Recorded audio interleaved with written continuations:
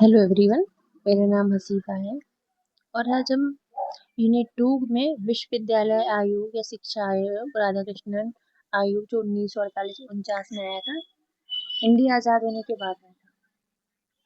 ये UGC net, JRF के लिए, नेट के लिए और एमएड बीएड जहाँ भी यूज होता आप वहाँ यूज कर सकते हैं। Hindi medium English medium both पढ़ सकते हैं, पर जो नोट्स हैं वो सिर्फ और सिर्फ हिंदी मीडियम के लिए ज़्यादा यूजफुल है। ठीक, तो सबसे पहले इसके बारे में हम जानते हैं।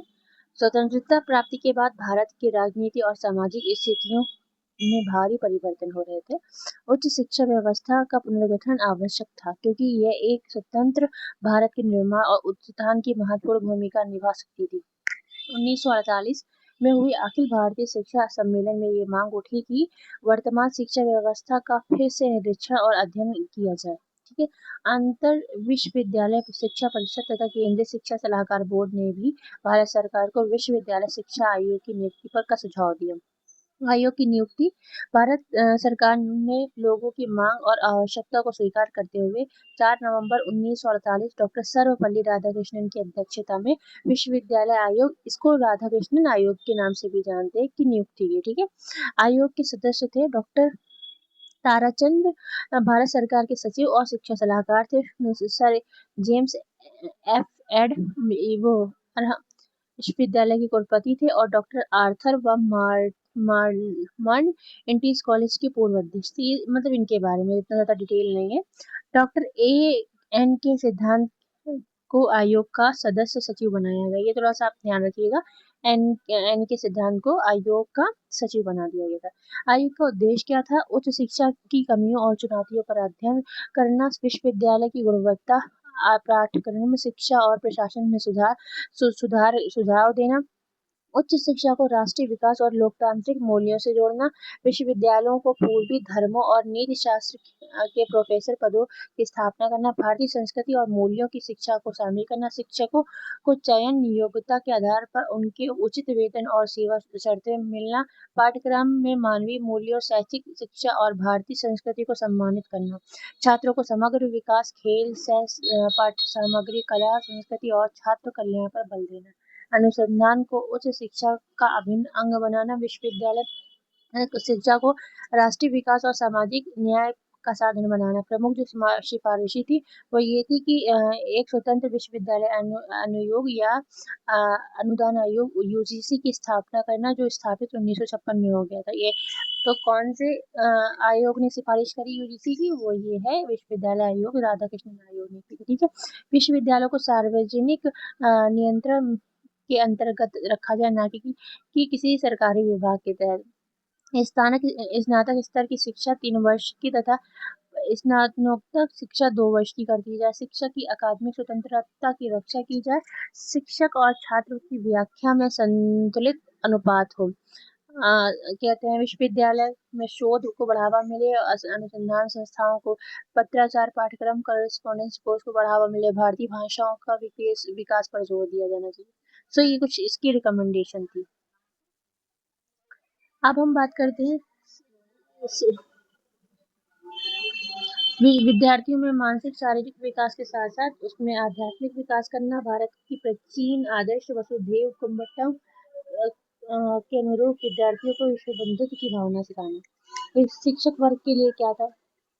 वो ये था कि इस आयोग में शिक्षकों को महत्व पर बल दिया। इसमें कहा गया कि शिक्षा के क्षेत्र में शिक्षकों का स्थान अत्यंत महत्वपूर्ण है। शिक्षा व्यवस्था की सफलता उनकी उच्च शैक्षिक योग्यता और चरित्र श्रेष्ठ पर निर्भर करती है। आयोग के अनुभव किया गया शिक्षकों को की वर्तमान स्थिति अच्छी नहीं है, इसलिए उनको कुछ मतलब रिकमेंडेशन दी गई। शिक्षकों की वर्तमान स्थिति में सुधार के लिए आयोग ने निम्न सुझाव दिए। शिक्षकों की बौद्धिक क्षमताओं में वांछित उन्नति हेतु उनका वेतन क्रम निर्धारित करने की मांग। शिक्षकों की निम्न पद से उच्च पद पर पदोन्नति केवल योग्यता के आधार पर की जाए। जो प्रमोशन होते हैं, जूनियर और सीनियर शिक्षकों का अनुपात जो है 2:1 का होना चाहिए। शिक्षकों को प्राइवेट फंड की उच्च सुविधा प्रदान की जानी चाहिए, जिससे एक शिक्षक विश्व और विश्वविद्यालय दोनों डॉट का प्रतिनिधित्व तय करे। शिक्षकों के निवास की व्यवस्था विश्वविद्यालयों के समीप होनी चाहिए। शिक्षकों की सेवानिवृत्ति की आयु जो 60 वर्ष है, उन्हें 64 वर्ष कार्य का अवसर प्राप्त हो। शिक्षकों को सप्ताह में अधिक से अधिक 18 घंटे का अध्यापन कार्य दिया जाना चाहिए और शेष समय शोध एवं स्वयं के सेवा काल के 3 वर्षों को अवकाश प्रदान करना चाहिए। आयोग का उद्देश्य उच्च शिक्षा की कमियों को चुनौती देना, विश्वविद्यालय की गुणवत्ता, पाठ्यक्रम, शिक्षण और प्रशासन में सुधार, उच्च शिक्षा को राष्ट्रीय विकास और लोकतांत्रिक मूल्यों से जोड़ना, विश्वविद्यालय में शोध को बढ़ावा देना, भारतीय संस्कृति मूल्यों की स्थापना, शिक्षकों को छात्रों को स्थिति को सुधारना, शिक्षण का स्तर विश्वविद्यालय में शिक्षण स्तर ऊंचा उठाने के लिए आयोग ने निम्नलिखित सुझाव दिए।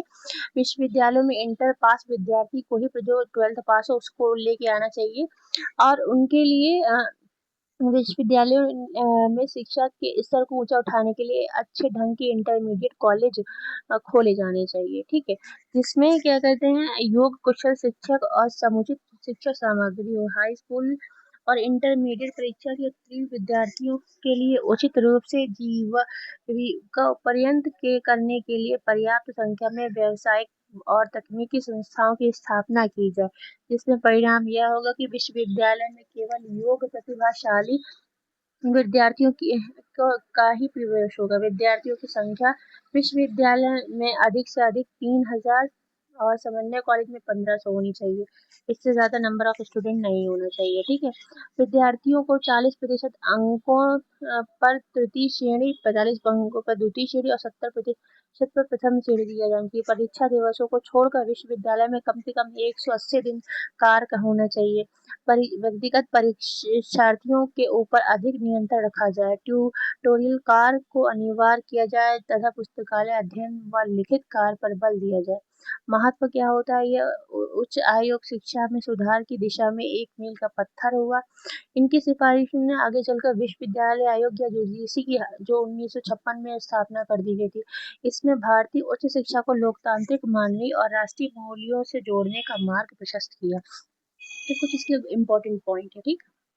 अब आता है हम पढ़ लेते पाठ्यक्रम कैसा होना चाहिए। स्नातक पाठ्यक्रम 3 वर्ष का रखा जाए और इंटरमीडिएट 12वीं पास शिक्षा उत्तीर्ण छात्रों को प्रवेश दिया जाए।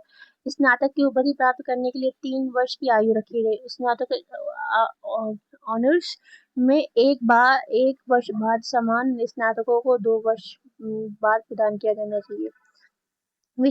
विद्यालयों में पाठ्यक्रम में विज्ञान, कला साथ साथ सामान्य शिक्षा की व्यवस्था की जाए। विद्यार्थियों के व्यक्तित्व के सर्वांगीण विकास के लिए शिक्षा के विभिन्न आयामों को परस्पर संबंधित रखा जाए। अब आता है हम अब अपना ये वीडियो यहीं तक रखते हैं। कल हम इसके आगे कंटिन्यू करेंगे चीजें। Okay, thank you.